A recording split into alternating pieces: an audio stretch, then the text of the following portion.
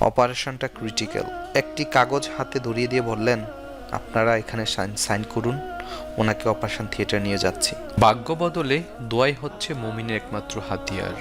দোয়া কবুলের মাধ্যমে অসম্ভবকেও সম্ভব করে দেন আল্লাহ সুবহানাহু ওয়া তাআলা।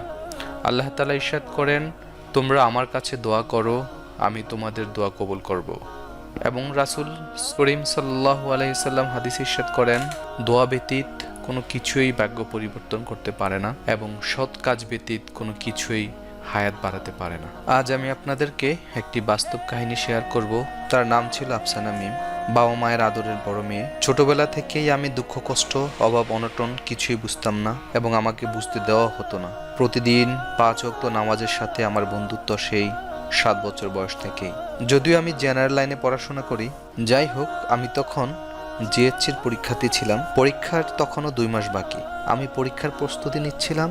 ঠিক সেই সময়ে আমার পরিবারের আকাশ জুড়ে ঘনিয়ে আসে এক খণ্ড কালো মেঘ। বাবার অ্যাপেন্ডিক্সের ব্লাস্ট হয়, একই সাথে বেড়ে যায় এজমার সমস্যাও। খাদ্যনালীটাও ফুটো হয়ে যায়। দ্রুত ঢাকার একটি হসপিটালে নিয়ে যাওয়া হয়, ভর্তি করানো হয়। ডাক্তাররা আব্বার এমন অবস্থা দেখে বাঁচার আশায় ছেড়ে দিয়েছিলেন। বলেছিলেন, এই রোগীকে বাঁচানো যাবে না, অপারেশনটা ক্রিটিক্যাল।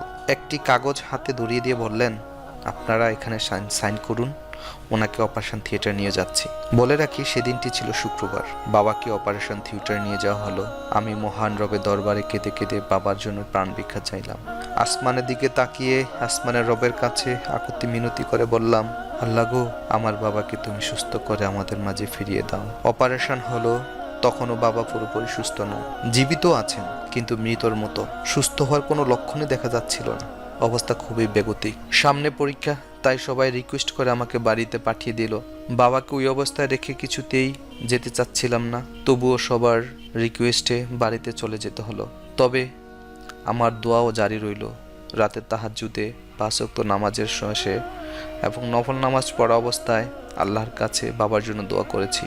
উঠতে বসতে চলতে ফিরতে রবকে কত ডেকেছি তা আল্লাহ এবং আমি ভালো জানি।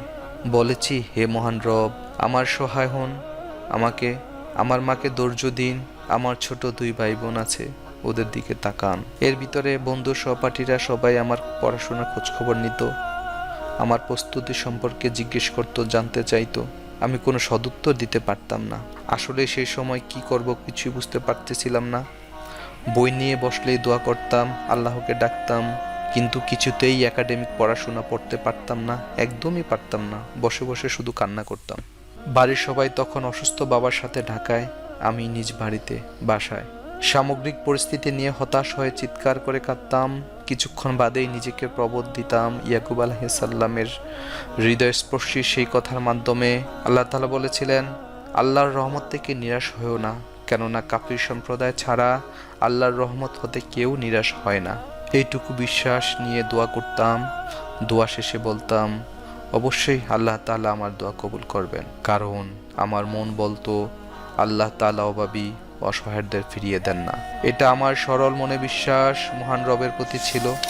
সেই বিশ্বাস ও তাওয়াক্কুল নিয়ে আল্লাহর নিকট চেয়েছি। অবশেষে অনেক দিন পর তিনি আমার দোয়া কবুল করেছেন। আজ আমার ইনশাআল্লাহগুলো আলহামদুলিল্লাহতে পরিণত হয়েছে। আমার দোয়া কবুল হয়েছে। বাবা এখন পুরোদমে সুস্থ, চলাফেরা করতে পারেন, অনেকটা স্বাভাবিক জীবনে ফিরে গিয়েছেন। কিন্তু তাকে দেখে বোঝার উপায় নেই যে ওনার উপর দিয়ে কত বড় দখল চলে গিয়েছে। এদিকে আমার জিএইচসির পরীক্ষাও দিলাম, রেজাল্টও হয়েছে, জিপিএ 5ও পেয়েছি, আলহামদুলিল্লাহ। এর চাইতে আনন্দের বিষয় আর কি হতে পারে? আল্লাহ তাআলা বলেন, নিচে কষ্টের সাথে স্বস্তিও রয়েছে। আল্লাহ তাআলার পক্ষ থেকে এর চাইতে বড় ওয়াদা আর কি হতে পারে? যে আল্লাহ আমাকে বিপদে ফেলতে পারেন, সে আল্লাহ আমাকে বিপদ থেকে উদ্ধার করে সুখের সাগরে ভাসিয়েও দিতে পারেন। আল্লাহ তাআলা তার বান্দাকে বিপদে ফেলে পরীক্ষা নেন, তার ইমানের পরীক্ষা নেন। বিপদাপদে যে আল্লাহকে ডাকে সেই কামিয়াবি হয়, তার হারানোর কোনো ভয় নেই। আলহামদুলিল্লাহি আলা কুল্লি হাল।